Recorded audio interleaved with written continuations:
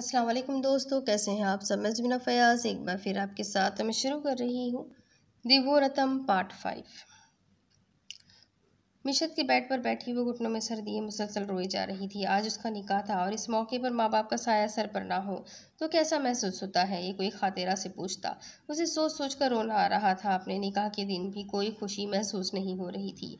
सब कुछ खोने के बाद भी यूँ लग रहा था जैसे बहुत कुछ खोने जा रही हो। बार बार गाजान का भी ख्याल आ रहा था, जिस पर दिलो दिमाग में जंग सी छिड़ जाती। दिमाग उसके खिलाफ दलीलें पेश करता तो उसका वकील और तो दिल उसका वकील और जज बन जाता। यही सब सोचते हुए उसका सर दर्द से फटने लगा।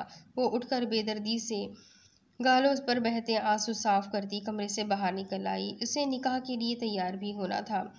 काश मामा आप मेरे साथ होती तो मुझे यकीन तो होता कि कोई है मेरे पीछे, मेरे अच्छे नसीब की दुआ करने वाला। खातिरा सोचते हुए सीढ़ियाँ चढ़ती अपने कमरे में आई और अलमारी से निकाह में पहनने के लिए कपड़े निकालने लगी। मिशर ने थोड़ी बहुत उसके निकाह की तैयारी कर ली थी। मौसम की खराबी की वजह से वो ज़्यादा कुछ तो नहीं कर पाई थी, लेकिन उसके लिए निकाह में पहनने के लिए कपड़ों और ज्वेलरी का इंतज़ाम ज़रूर कर दिया था। वो मैरून फ्रॉक के साथ गोल्डन चूड़ीदार पैजामा निकाल कर बेड पर रखती बाथरूम में चली गई।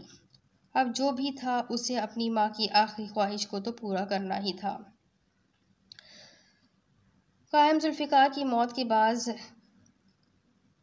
जुल्करनैन में काफ़ी तब्दीलियाँ रूनुमा हुई थी। ज़ोजैल और अपने बाप के रवैये पर उसने कई बार सोचा था। हर बार उसे अपनी माँ की गलती नज़र आती थी। ये नहीं था कायम जुल्फ़िकार के जाने के बाद जुल्करनैन को उससे मोहब्बत हो गई थी, बल्कि बाप से शिकवे शिकायत तमाम तर एतराज़ात अब भी वही थे।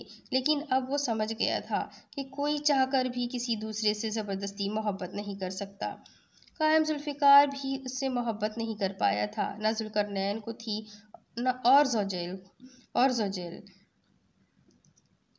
वो भी तमाम तरकोशिशों के बावजूद उसके दिल में वो मकाम नहीं बना पाई थी जो एक माँ का हक होता है। वो जब भी जुल्करनैन के करीब होने की कोशिश करती तो उसे अपने बाप की तड़प, तन्हाई, चीखो पुकार सब याद आ जाता था।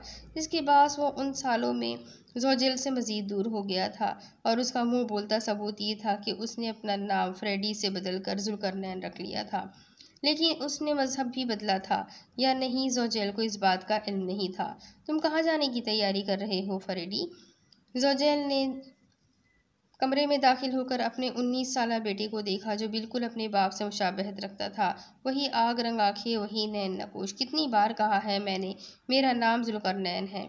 आईने में ज़ोजैल के अक्स को देखते हुए उसने सख्ती से टोका। तुम मेरे बेटे हो, वो गुस्सा जब्त करते हुए बोली। मैं आपका बेटा ज़रूर हूँ, मगर समझ बूझ रखता हूँ मेरे लिए क्या बेहतर है, मुझे अच्छे से पता है, जताकर कहता वो कमरे से बाहर निकलने लगा जब ज़ोजैल उसके रास्ते में हायल हुई। अच्छा किया, बेहतर है तुम्हारे लिए वजाहत अच्छा, क्या बेहतर है तुम्हारे लिए, वजाहत करोगे? जुल्करनैन ने आंखों में तपिश लिए उन्हें देखा और एक झटके से गर्दन से दबोच कर दीवार से लगा दिया। ज़ोजैल हैरत से उसे देखने लगी, जिसका शुमार ना अच्छों में होता था ना बुरों में। वो मनमौजी था जो दिलो दिमाग में आता कर गुजरता, फिर चाहे किसी को खुशी मिले या गम, मेरे मामला से दूर ही रहे। एक झटके से गर्दन छोड़ता वहां से गायब हो गया। तैयार होकर वह आईने में नजर आते अपने अक्स को देखने लगी। मैरून फ्रॉक और गोल्डन चूड़ीदार पैजामे के साथ हमरंग सर पर दुपट्टा ओढ़े, कानों और गले में नाजुक सा सेट पहने वो तैयार थी। मेकअप के नाम पर सिर्फ लिपस्टिक लगाई हुई थी। उससे ज़्यादा वो और क्या तैयारी कर सकती थी। एक नज़र खुद पर डालकर वो रहबान का इंतज़ार करने लगी, जो थोड़ी देर पहले काजी और गवाहों को लेने गया था। खा तेरा बेटा, आ जाओ, रहबान आ गया है, बख्तावर कमरे में दाखिल होकर उसे देखते हुए बोली। जिस पर खातिरा इस बात में सर हिलाती उनके साथ कमरे से बाहर निकल गई। सीढ़ियाँ उतरते हुए उसे अजीब से वसवसों ने अपनी लपेट में ले लिया था। अजीब वहशत तारी हो रही थी। वो खुद पर जब्त करती बख्तावर के साथ लिविंग रूम में आ गई, जहाँ रहबान काजी समेत गवाहों के साथ बैठा था। अलबत्ता सबा उनमें मौजूद नहीं थी। बख्तावर ने उसे सिंगल सोफे पर बिठा दिया, जिसके बाद रहबान के कहने पर काजी साहब ने निकाह पढ़ाना शुरू कर दिया। खातिरा गर्देजी बिनते आमिर गर्देजी, आपको रहबान मिर्ज़ा इब्ने अहमद मिर्ज़ा के निकाह में हक महर 50,000 सिक्के राजिल वक्त दिया जाता है, क्या आपको कबूल है? अदा होते निकाह के कलमात के साथ उसे सांस लेना मुश्किल लगने लगा। दूसरी तरफ दरवाजे के बाहर खड़ा जुल्करनैन इस घर को देख रहा था जहां उसके बाबा रहा करते थे। आज इतने साल बाद वो इधर आया भी था तो इसलिए नहीं कि वो अपने बाप की आखिरी ख्वाहिश पूरी करना चाहता था, बल्कि इसका तजस्सुस उसे खींच लाया था। वो देखना चाहता था कि आखिर कौन है वो लोग जिनका जिक्र मरते वक्त भी उसके बाप की ज़बान पर था। ऐसा क्या था उस रुबाब में कि मरते वक्त भी उसकी मोहब्बत का दावेदार था वो, और ऐसा क्या था गाज़ैन में जिसके बाद उसे दूसरी औलाद कभी नज़र नहीं आई। आखिर क्या? उसने दरवाज़ा खटखटाया, हालांकि उसको ज़रूरत नहीं थी। वो वैसे भी अंदर जा सकता था, मगर इखलाकी तौर पर यूं बगैर पूछे किसी के घर में घुसना ठीक नहीं था। अब इतना जेंटलमैन तो जिन तो था वो कौन? दरवाज़ा खोलकर रुबाब ने जैसे ही उसे देखा तो अपनी जगह दंग रह गई थी। 20 साल बाद उस चेहरे को देखना, उसे ऐसा लग रहा था जैसे कायम जुल्फ़िकार उसके सामने आ खड़ा हुआ हो। लेकिन नहीं, ये जिन उससे मुशाबहत रखता था। कायम जुल्फ़िकार नहीं था। उसकी खुशबू को वो लाखों में पहचान सकती थी। कौन हो तुम? उसने फिर पूछा। जुल्करनैन, जो खामोशी से उसे खड़ा देख रहा था, धीरे से बोला, कायम जुल्फ़िकार का बेटा। कहने की देर थी कि 20 साल बाद एक और क़यामत रुबाब पर टूट पड़ी। इन 20 सालों में वो कायम जुल्फ़िकार की जुदाई पर रोती आई थी, मगर अब जैसे उसकी बेवफाई पर रोना मुक़द्दर में लिख गया था। वो खुद पर ज़ब्त करती उसे अपने साथ लिए जुल्फ़िकार अली के पास पहुंच गई, जिसके बाद उसका जुल्फ़िकार ख़ानदान से राब्ता बहाल हो गया था। गाज़ान के इनकार और रुबाब की खामोशी के बावजूद जुल्फ़िकार अली ने उस पर अपने घर के दरवाजे खोल दिए थे। वो उनके बड़े बेटे की दूसरी औलाद था। बेशक माँ अलग थी, लेकिन वो उसके हक़ तलफ़ी नहीं कर सकते थे। उन्हें यकीन था वक्त गुजरने के साथ हर कोई जुल्करनैन को कबूल कर लेगा, मगर इन 5 सालों में गाज़ान की नफ़रत कम होने की बजाय मज़ीद बढ़ गई थी। रुबाब भी ज़्यादातर खामोश रहने लगी थी। अक्सर जुल्करनैन की आमद पर कमरे में बंद हो जाती थी, मगर इस दौरान अगर कुछ अच्छा होता था तो ये था कि जुल्करनैन जुल्फ़िकार को ज़िंदगी में पहली बार किसी से मोहब्बत हो गई थी, सच्ची मोहब्बत, और वो औरत कोई और नहीं थी, रुबाब जुल्फ़िकार थी। वही औरत जिसका कायम जुल्फ़िकार दीवाना था। जो माँ का रूप उसे ज़ौजेल में नहीं दिखा था, वो रुबाब में दिख गया था। जो प्यार व ममता भरी छाव रुबाब के पास थी, वो ज़ौजेल के पास नहीं थी। अपनी महरूमियों और तन्हाइयों को देखकर उसकी गाज़ान से हसद और नफ़रत में मज़ीद इज़ाफ़ा होता था। मगर दूसरी तरफ रुबाब से मोहब्बत और उसके दुख को देखते हुए जुल्करनैन ने आखिरकार अपनी माँ ज़ौजेल का वो फ़रेब और कायम जुल्फ़िकार की तड़प, जो यहाँ आने के 5 साल बाद भी उसने किसी को नहीं बताया था, वो रुबाब को बता दिया था। और ये भी कि कायम जुल्फ़िकार बेवफ़ा नहीं थे, वो रुबाब का था और रुबाब का ही रहा था। बंद कमरे में वो खामोश खड़ी बगौर उसके चेहरे को देख रही थी, जो जंजीरों में जकड़ा सर झुकाए खड़ा था। आज बिला आखिर वो हिम्मत करके इस कमरे में आ ही गई थी। अब जब गाज़ान उसका था तो कोई खौफ बाकी नहीं रहा था। उसने आगे बढ़ते हुए धीरे से उसके शाने पर हाथ रखा। गाजी, मोहब्बत भरे लहजे में पुकारती वो अपना दूसरा हाथ उसके गाल पर रखने लगी। जब एक झटके से गाज़ान ने अपनी सुर्ख अंगारा होती नज़रें उठाकर उसे देखा, कांता एकदम पीछे हुई। उसे लगा था वो अब भी ज़ौजेल के किए गए जादू के ज़ेर असर है, मगर ये उसकी खाम ख्याली ही साबित हुई। तो तुम थी इस सब के पीछे? हाँ, तुमने खातिरा को मुझसे बदगुमान किया, बल्कि मिशद आंटी और मामा को भी तुमने ही मारा था ना? गाज़ान के तासुरात देखकर उसे डर तो लग रहा था, मगर वो जादुई जंजीरों में कैद था, जिनसे आज़ादी इंतहाई मुश्किल थी। यही सोचकर वो अपने डर को दबाते हुए बोली, हाँ, मैंने मारा था खाला को। मुझसे झूठे वादे करके वो तुम्हारी शादी उस 2 टके की लड़की से करना चाह रही थी, जो आज किसी और की दुल्हन बनने जा रही है। वो फनकारी। गाज़ान नफरत भरी नज़रों से देखता उसकी बातें सुन रहा था। देखना चाहोगे कैसे तुम्हारी खातिरा तुम्हें छोड़कर किसी और की होने जा रही है? हाँ, देखोगे? कहते हुए कांता ने सामने दीवार की तरफ इशारा किया, जहाँ गर्देजी हाउस के लिविंग रूम का मंजर नजर आने लगा।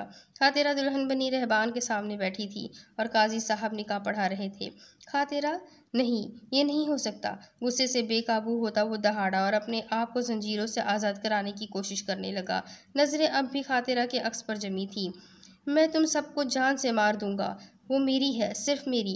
जंजीरों को झटका देता वो अब इंसानी रूप से निकलकर अपने हैवानी रूप में आ रहा था। कांता ने बौखला कर दीवार की तरफ देखा, जहां खातिरा के साथ बख्तावर यानी ज़ौजेल खड़ी थी। उसने फौरन उसे खतरे का सिग्नल दिया, जिसके मिलते ही ज़ोजेल उसके सामने नमूदार हुई। क्या हुआ? अभी अल्फाज अदा भी ना हुए थे कि एक ज़ोरदार आवाज़ कमरे में गूंजी। गाज़ान जंजीरों को तोड़कर आज़ाद होता खूंखार नज़रों से उन्हें घूर रहा था। मैंने कहा था ना, ये कायम जुल्फ़िकार नहीं, गाज़ान जुल्फ़िकार है। कांता ज़ोजेल को देखकर मिनमिनाई। मौत बहुत करीब आती महसूस हो रही थी।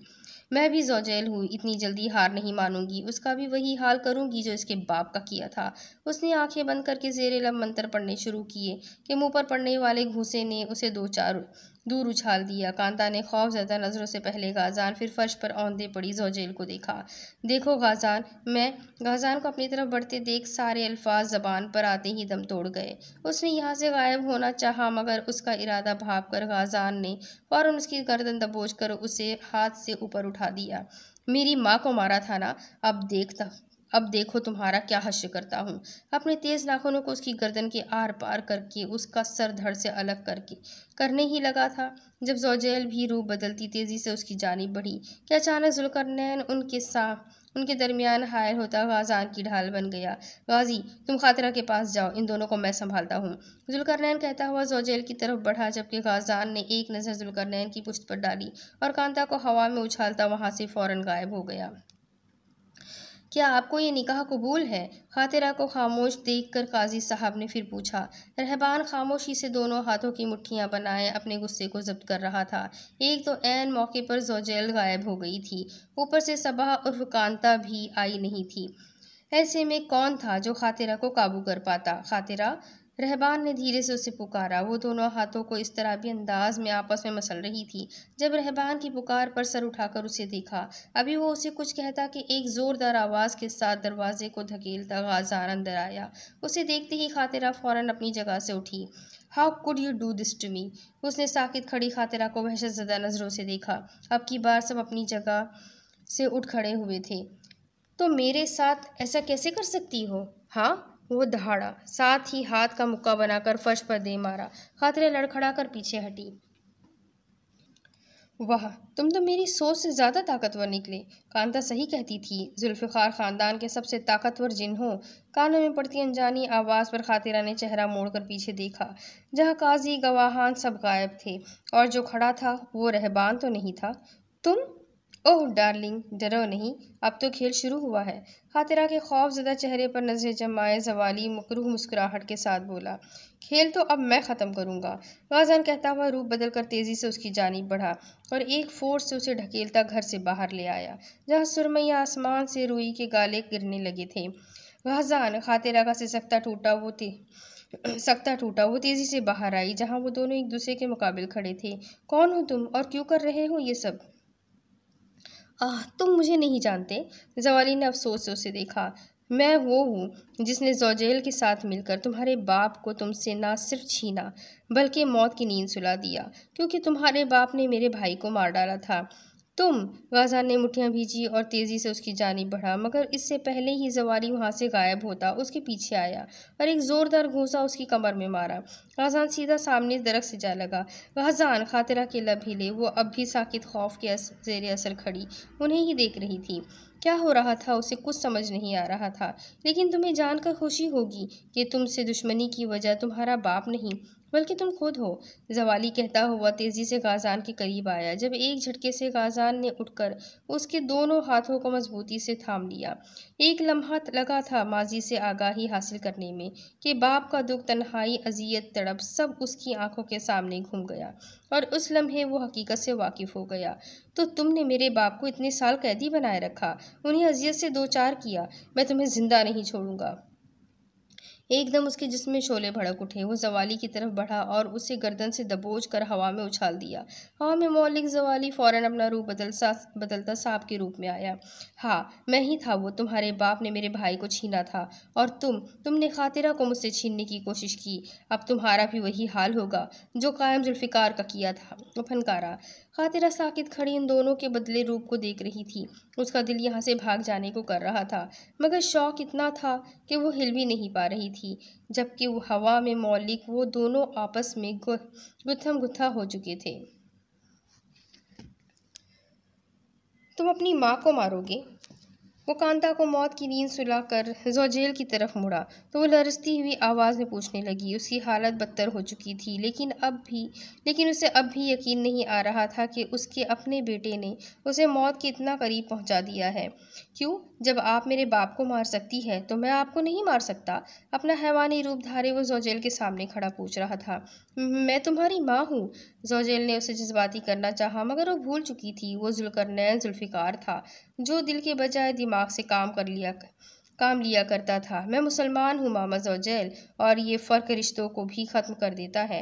आंखों में आंखें डाले वो जताता हुआ उन पर वाज़ेह कर गया कि ना सिर्फ नाम, उसने मजहब भी बदल दिया था। वैसे आपको हैरत तो हुई होगी मुझे यहाँ देखकर। वो रुका और हाथ बढ़ाकर ज़ोजेल की गर्दन को पकड़ना चाहा कि वो एक झटके से पीछे हटी। जुल्करनैन मुस्कुरा दिया।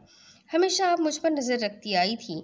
आज मैंने काले जादू का इस्तेमाल करके आपके इल्म में लाए बगैर आपका पीछा किया, और देखें अब आपके सामने खड़ा हूँ। मुस्कुराकर कहता अब की बार वो तेज़ी से आगे बढ़ा और कोई भी मौका दिए बगैर एक झटके से उसकी गर्दन धड़ से अलग कर दी। अब वो नीचे गिरे ज़ोजेल के बेजान वजूद को देख रहा था, जो रेत की मानिंद बिखरता उसकी नज़रों से ओझल होने लगा था। एक कतरा उसकी आंख से निकलता गाल पर बह गया। ये ज़रूरी था, उसने खुद को बावर करा लिया। मुझे मीकाल को खबर करनी चाहिए। गाज़ान उस जवाली को अकेले नहीं संभाल सकता। सोचता हुआ एक आखिरी नज़र उस कमरे पर डालकर वो वहाँ से गायब हो गया। वो भपरा हुआ अपने सामने उस सियाह सांप को देख रहा था। लड़ते लड़ते दोनों काफ़ी जख्मी हो चुके थे, जबकि दूर खड़ी खातिरा अब खौफ की बजाय फिक्रमंदी से गाज़ान को देख रही थी। अजीब घबराहट तारी थी, यूँ लग रहा था कुछ बहुत गलत हो रहा है। वो बार बार गाज़ान को पुकार रही थी, मगर वो दोनों इर्द गिर्द को फरामोश किए एक दूसरे से लड़ने में लगे हुए थे। गाज़ान, उसने फिर पुकारा। ओह डार्लिंग, गाज़ान नहीं ज़वाली कहो, क्योंकि चंद सेकंड बाद तुम मेरी बाहों में होगी। गाज़ान को अपनी लपेट में लिए ज़वाली उसे देखते हुए बोला। जब गुस्से से भड़कता हुआ गाज़ान तेज़ी से उसकी गिरफ्त से बाहर निकला और अपना भारी हाथ सीधा उसके सर पर मौजूद शाही निशान पर दे मारा। आह! फिज़ा में ज़वाली था। मिस थॉमस की वहशत भरी दहाड़ गूंजी। खातिरा कानों पर हाथ रखे खौफजदा नज़रों से उस सांप को मचलते देख रही थी कि तभी मिकाल और जुल्करनैन भी वहां आ पहुंचे। गाज़ान, तुम ठीक हो? मिकाल की आवाज़ पर गाज़ान ने चौंककर उन तीनों को देखा और फिर नज़र उस दुश्मन जा पर ठहर गई, जो आसमान से गिरती बर्फ में सजी सवरी खड़ी उसे ही देख रही थी। गाज़ान, अपने पीछे देखो, जुल्करनैन चिल्लाया। उसने चेहरा मोड़कर पीछे देखा, जहाँ अचानक एक ब्लैक हाल नमूदार हुआ, जो देखते ही देखते गाज़ान और ज़वाली को अपने अंदर खींचता गायब हो गया। गाज़ान! खुली फिजा में उन तीनों के चिल्लाने की आवाज़ गूंजी और फिर सन्नाटा छा गया। एक लम्हा, बस एक लम्हा लगा था, और उस अंधेरी बर्फाती रात में वो उनसे बहुत दूर जा चुका था। अब एक हफ्ते बाद आज का मौसम काफ़ी खुशगवार था। नीले आसमान पर छाई सूरज की किरणों ने माहौल में फैली खनकी को कुछ कम कर दिया था। ऐसे में ब्लैक कोट और रेड स्कार्फ पहने वो सड़क पर मौजूद बर्फ पर अपने कदम के निशान छोड़ती धीरे धीरे आगे बढ़ रही थी। सियाह आंखों में इस वक्त वीरानी छाई हुई थी। हाथों में 2-3 शॉपर बैग्स पकड़े वो यूं ही सड़क पर नजरें जमाए आगे बढ़ रही थी, जब बर्फ पर अपने कदमों के निशान के साथ किसी और के कदम के निशान भी बनते नजर आए। उसने चेहरा मोड़कर दाएं जानिब देखा, जहां सामने सड़क पर नजरें जमाए जुल्करनैन उसके साथ चल रहा था। कैसी हो सकती हूँ? वापस सामने की तरफ देखते हुए खातिरा ने पलटकर सवाल किया, जो एक पल के लिए जुल्करनैन को खामोश कर गया। मिकाल बता रहा था तुम कराची जा रही हो। क्यों? उसने बात बदलनी चाहिए। यहाँ रहने के लिए अब बचा ही क्या है, और क्या भरोसा फिर कुछ। हम हैं यहाँ पर, और जब हम हैं तो तुम्हें कोई नुकसान नहीं पहुंचा सकता। जुल्करनैन उसकी बात काटता हुआ बोला। खातिरा ने एक बार फिर चेहरा मोड़कर उसे देखा। अपनी आग रंग आंखों में अपनायत लिए वो भी उसे ही देख रहा था।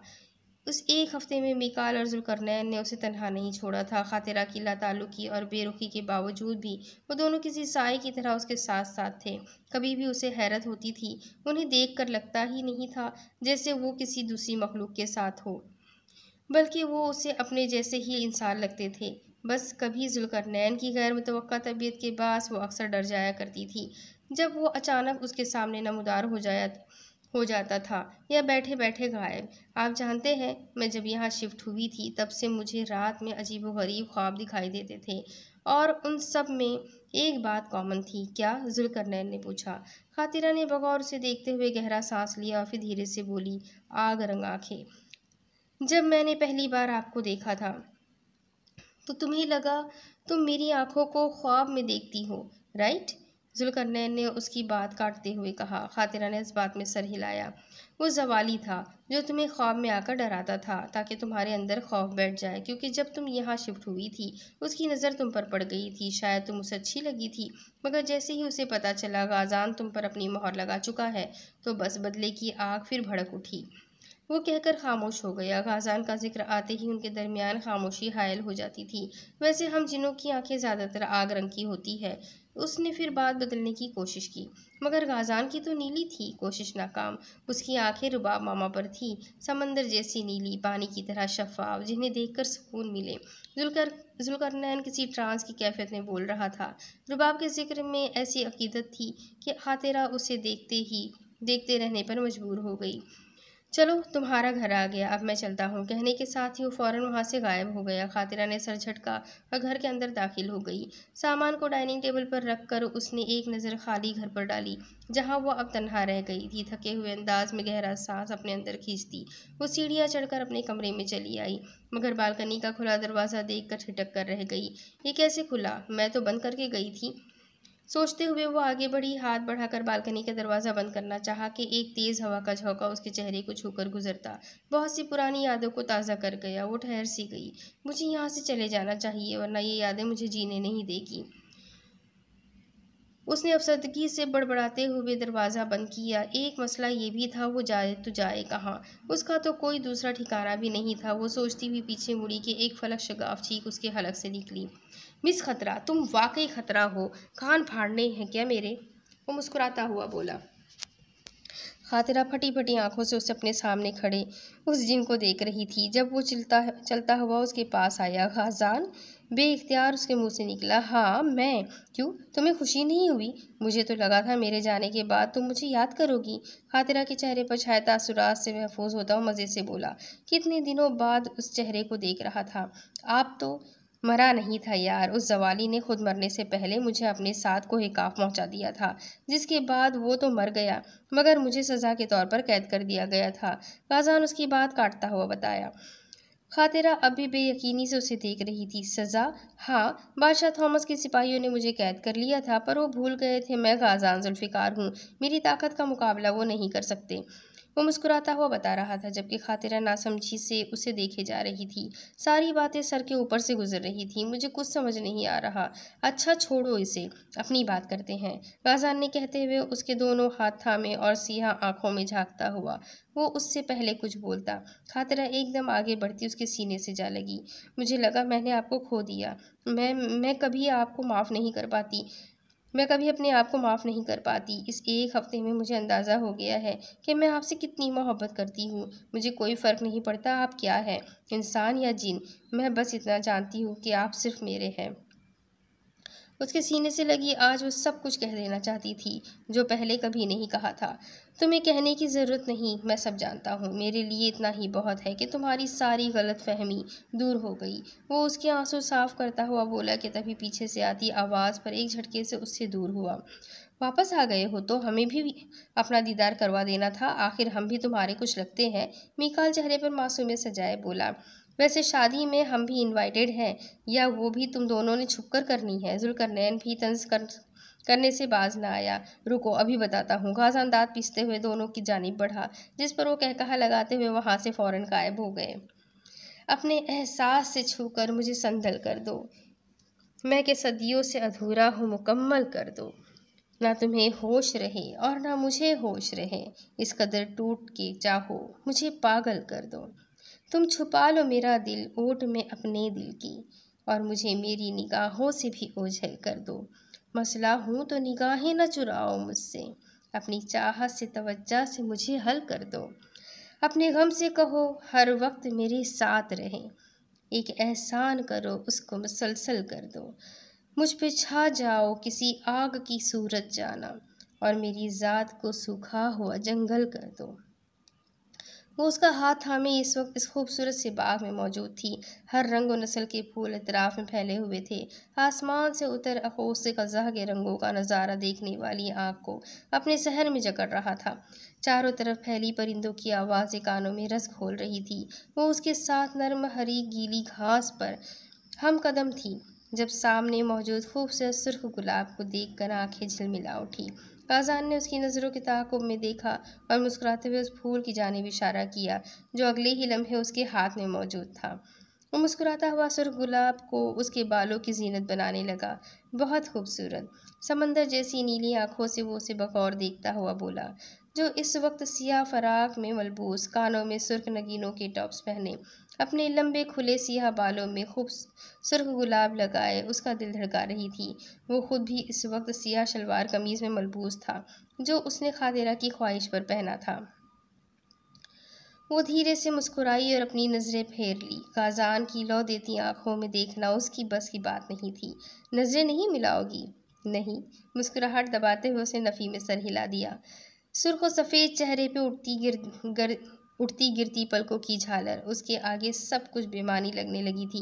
वो झुका और उसके कान में सरगोशी करता हुआ बोला, देवूनतम। ख़त्म शुभ। तो ये कहानी यही ख़त्म होती है, बट इसका अगला सीज़न भी है तो मैं वो भी आपके साथ ज़रूर शेयर करूँगी। उम्मीद करती हूँ कि आप लोगों को ये कहानी ज़रूर पसंद आई होगी, और अगर पसंद आई है तो प्लीज़ अपने कांटेक्ट में शेयर करें। जिन लोगों ने अब तक सब्सक्राइब नहीं किया और जो लोग नए हैं तो प्लीज़ चैनल को सब्सक्राइब कर लीजिए। बेल आइकन को ज़रूर दबा दीजिए ताकि हर कहानी का, हर शॉट का पहला नोटिफिकेशन आपको मिले। तो इसके साथ ही ये कहानी ख़त्म होती है। एक और नई कहानी के साथ बहुत जल्द फिर मुलाकात होगी। तब तक के लिए अल्लाह हाफ़िज़।